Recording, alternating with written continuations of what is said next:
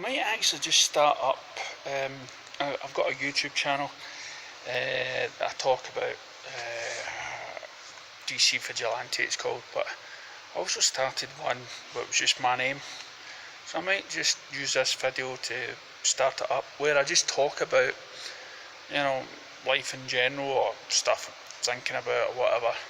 So yeah, it's so let's talk about life, right? You know, I've in the last few weeks I have watched Ancient Aliens. I've watched the greatest battles of World War II. You know, I've watched so many conspiracy theories and life and everything else, and a couple maybe a year ago or so I watched David Icke live at Wembley on Amazon, and you know, and his view in the world and stuff. Now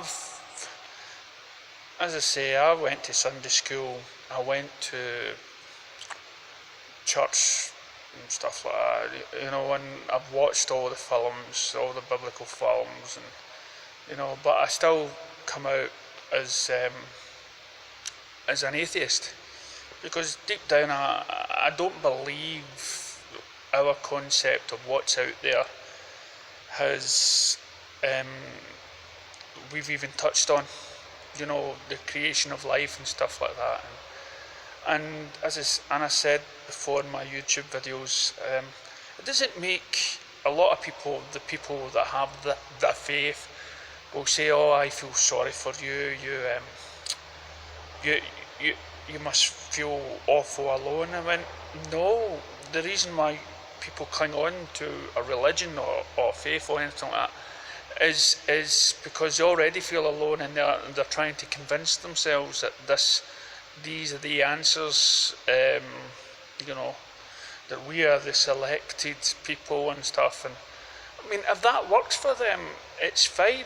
But for me, I feel myself more, Christian when it comes to respecting others and how I treat others. You know, that rather than Christians, because they're always held back from their, you know, their views or the religious views or whatever. And you know, the reason I always question stuff like that is, you know, I've always believed, and I'm talking about the Quran, I'm talking about every religion on the planet. It was all written thousands of years ago or stuff, hundreds of years ago, and if we were to believe half the stuff in those books actually happened, then we need our heads examined.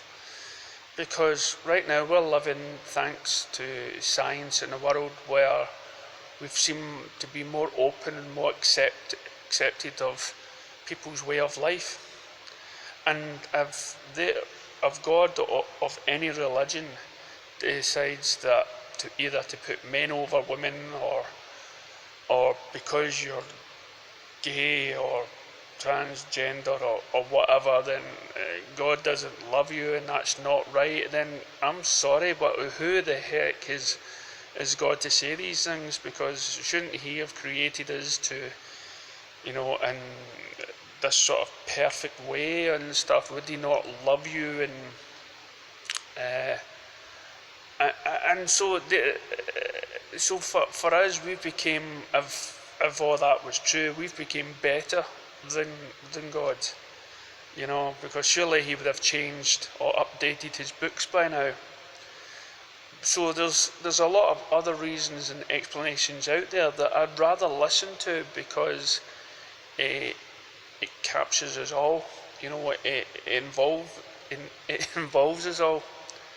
So if you ever want me to talk about that again, just let me know. I've just started the conversation like that because it will make sense to the other stuff I'll talk about.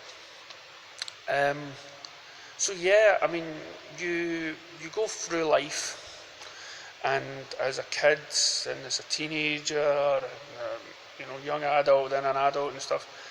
You know, when you start, it's all new, it's all fresh, it's all exciting, and you're believing in Santa and everything else, and to fairies and stuff. But as you get older, that sort of belief system goes away, and you're more focused on, you know, what you should be doing in society, because society decrees this is how you should live a life. You should go to work, you should make money, and die and stuff like that. Well, maybe that's not how we're supposed to live in the first place. Maybe we've to somehow live in a society where we can just experience life to the full, and not be bogged down by work that gives us depression, and works that things that make us miserable. But because this is what society degrees on us, and it's some countries, they go to psychiatrists just about every day because they feel that they're not fitting in with society, or they're not where they should be. And my always clause for that is talk to yourself, because that's what you do with a psychiatrist. You talk to yourself, be honest, be truthful, and give reasons to yourself why you behave the way that you do, and accept yourself for that, accept your limitations, and you'll lead a sort of, you'll accept yourself much better, you'll accept life much better. And so that is, but what we find now in life, there is so many men out there that are killing themselves, and suicide, and stuff like that, because society again is changing. Society again is they're pushing women forward, which they should, right? What I believe is equal, right? That we should be all equal. But just now in society, that is no longer the case. It's like it's okay to make fun of white men or whatever, but whatever you do, don't put a woman down in a joke. Don't do this. Don't do that. Don't do this. And we're finding, I think men are finding themselves lost in what we can do and what we can't say, and everything else is too many rules, too many restrictions, and I believe in a society we were never fully racist or sexist or whatever. Not for the last. We haven't been that way for the last 30 odd years,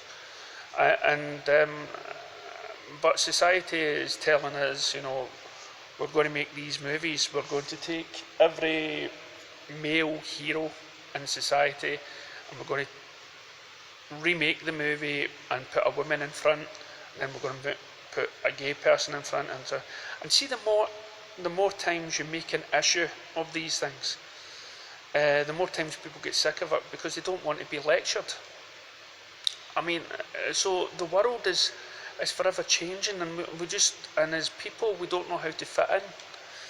We have climate change going on, and the doomsday clock going by, and people are living longer. Dementia seems to be the thing now that's replacing the AIDS thing. People worried about Alzheimer's. People are living longer. But again, men feel this pressure, and they take their own lives. And some people say, well, that's because women talk. This is the thing. For many years, men have been told to keep the upper lip and not cry and not do this, and keep everything inside. But maybe it's not that. They say men go through a midlife crisis. I believe both sexes do. We hit a point in life where we just feel like life is constantly repeating itself. We find ourselves in a rut, or we've experienced everything that we need to experience in our life. We've seen everything that we wanted to see. For instance, movies, like when my father, before he died, he never got to see Lord of the Rings. I got to see it, and I got to see, Batman and Superman in a movie, and I've got to see this and that, and so I've seen just about everything, and now I feel like, what is there to do, But you have the family, you have kids if you've got any, and and so you stay fighting for them. You stay fighting, but for your own inner good or your own inner peace of mind, um, you just feel like you're getting up, you're going to work, you're coming home, looking after everybody. You're getting up, you're going to work, come home, you're looking after everybody, and you just feel like you're doing the same things over and over again. And so, I mean, I don't think me for suicide. Right? People that commit suicide are selfish, um, because they forget about the family, and they don't know, and they get, and they say, well, I don't care about how my death's going to affect you. So I'm totally against suicide, and I'm far from ever doing it. But I can understand why people do it. Maybe some people feel like they've done everything in their life they need to. I mean, most of the millionaires like Robin Williams and whatnot who committed suicide, that's what they say, a year or so ago. I mean, he was wealthy, but because of something that happened maybe in his childhood or growing up, he never really got fixed. I mean, it doesn't matter how much money you have.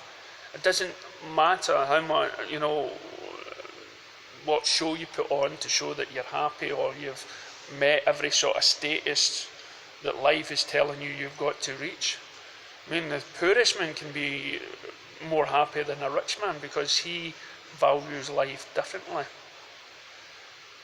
So we find ourselves in a place where it's a struggle, and just like Rocky says, you've got to just keep going on and getting the punches and, taking life on the chin, put up with your rubbish job, put up with, and maybe there's something better around the corner that'll just make you realise why you're here, and it's great, and stuff.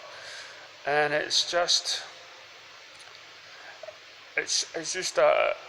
so for me, I can't wait until it's my turn. It's like Highlander, who wants to live forever? Just to see what's out there. Yeah, I mean, I've lost most of my family within like 5 years, but it's always that unknown. That is what is actually the truth out there. Are we some sort of just beams or some sort of test things from aliens? Where was aliens the actual gods in our history?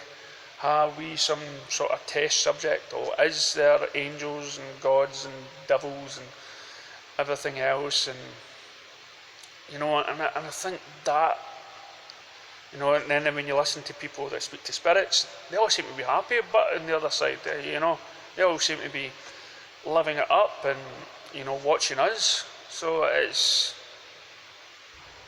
so we just trundle on through life. And so, if you're out there and you feel low or down or